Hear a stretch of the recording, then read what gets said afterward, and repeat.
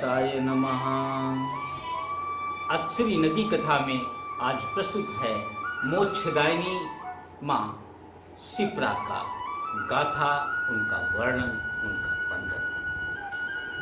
कथा नदियों की सुनाता, व्यथा नदियों की बताता, पूज्य जीवन दायिनी नीर महिमा गुनगुनाता, नीर महिमा गुनगुनाता, नीर महिमा गुनगुनाता।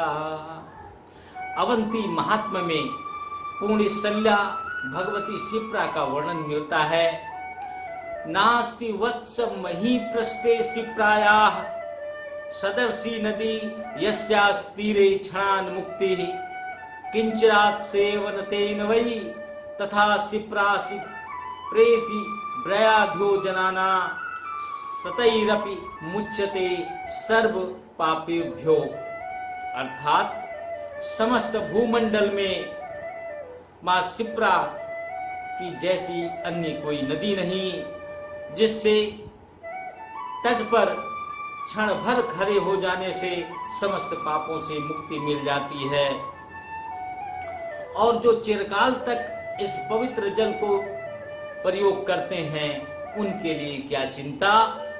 शिप्रा का स्मरण 100 योजन दूर से कर लेने से समस्त पापों से मुक्ति मिल जाती है, इंसान वैकुंठ धाम को प्राप्त करता है।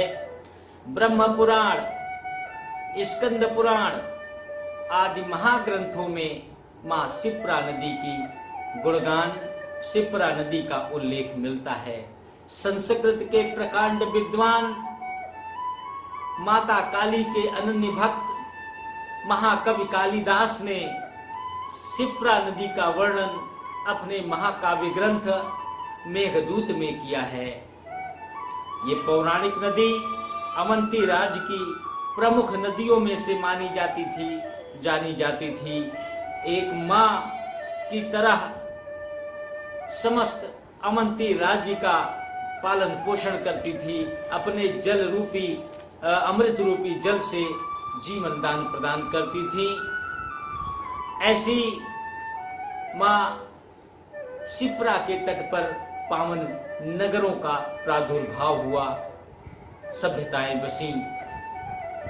स्कंद पुराण में मोक्षदायिनी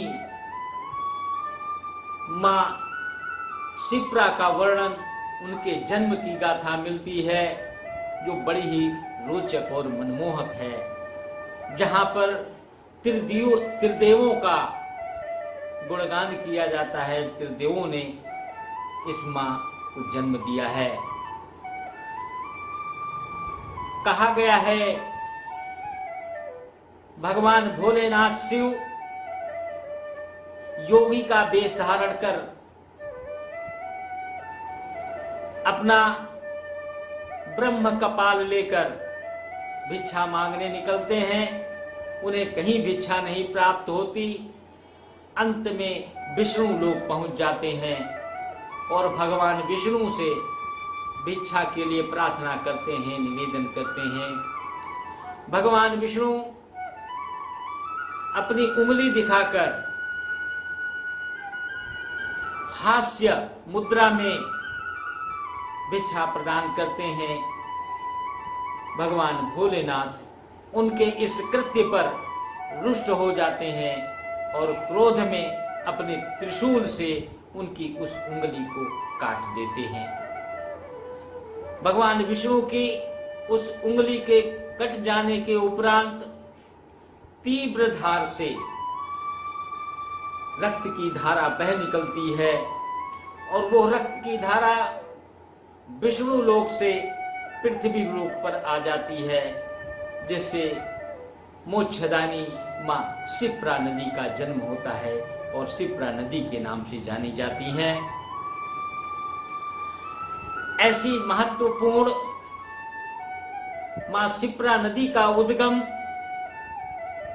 मध्य प्रदेश के जाना पाओ नामक पर्वत श्रृंखला से हुआ और यह पवित्र स्थान भगवान विष्णु के आवेशा अवतार कहे जाने वाले, दशम अवतार माने जाने वाले ब्राह्मण शिरोमणि महर्षि परशुराम की जन्मभूमि भी, जन्मस्थली भी माना जाता है। अपने उद्गम स्थान से निकलकर अपने अमृत रूपी जल से दोनों तटों पर हरियाली बिखेरती हुई, जीवन प्रदान करती हुई 196 किलोमीटर की लंबी यात्रा कर चंबल नदी में संगम करती हैं। चंबल नदी में अपना सर्वस्व समर्पित कर देती हैं और चंबल नदी का सम्मान बढ़ाती हैं। मां शिप्रा की सहायक नदियों में खान और गंभीर अपना जल देकर उनके गौरव को बढ़ाती हैं, उनकी जलराशि को बढ़ा देती हैं। अपने इस जल भंडार और इनके त्रिवेणी संगम पर पौराणिक पवित्र पूजनीय उज्जैनी नामक नगर बसा, जहां पर भगवान शिव के बहुत ही पौराणिक और पूजनीय मंदिर स्थापित हुए, अनेकानेक धर्म स्थान स्थापित किए गए। प्रत्येक 12 वर्ष बाद उज्जैनी के इस पावन भूमि पर मोक्षदायिनी शिप्रा नदी के तट पर सिंहस्थ कुंभ का आयोजन किया जाता है, जिसमें देश विदेश के लाखों लोग दर्शन कर मां शिप्रा में स्नान कर अपने आप को धन्य करते हैं, अपने आप को पाप मुक्त करते हैं और उन्हें 12-12 वर्ष तक प्रतीक्षा करनी पड़ती है। और उज्जैनी का ये पावन पर्व, पावन मेला विश्व के बृहद मेलों में से गिना जाता है, सबसे बड़ा मेला माना जाता है। इसके पावन तट पर भगवान कृष्ण, मुरली मनोहर कृष्ण,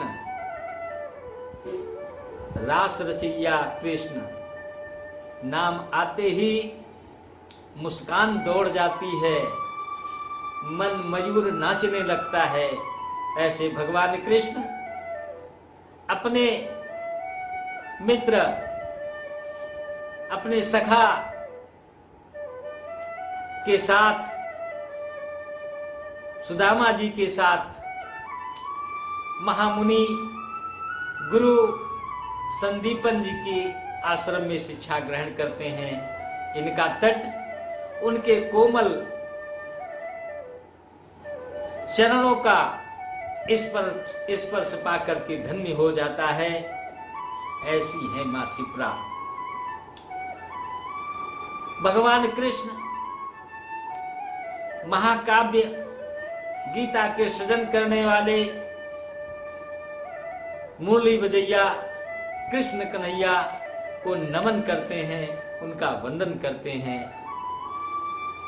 साथ ही साथ ये पावन स्थल शिप्रा नदी का तट अनेकानेक महापुरुषों की तपोस्थली रही।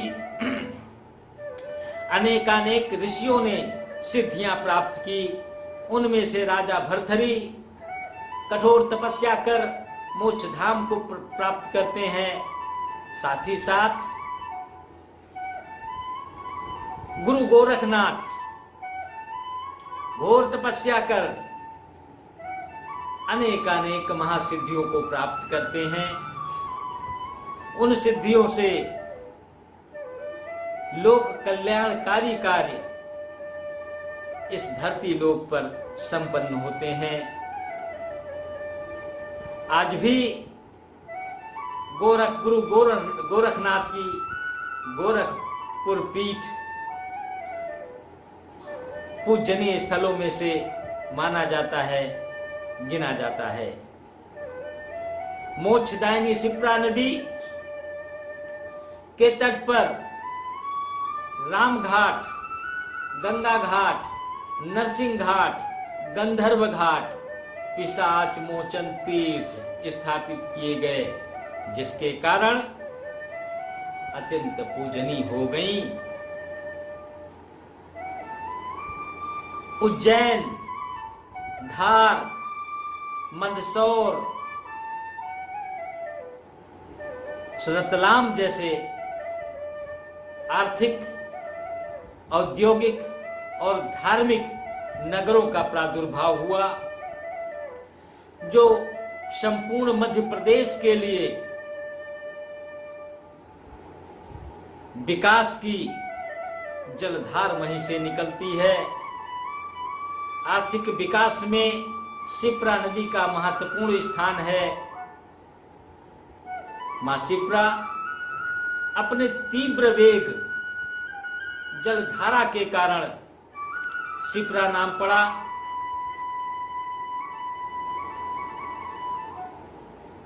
परंतु आज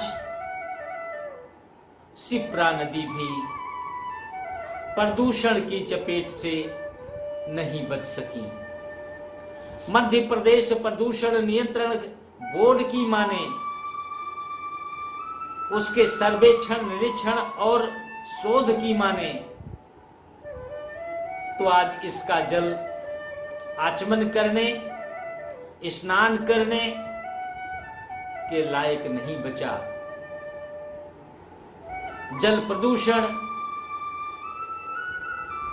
युक्त तमाम नाले इस पवित्र नदी में गिरते हैं और अंत में जो अक्सर करते हैं, एक ही निवेदन, एक ही प्रार्थना कि आइए अपनी इन कल्याणकारी नदियों के कल्याण की चिंता करें,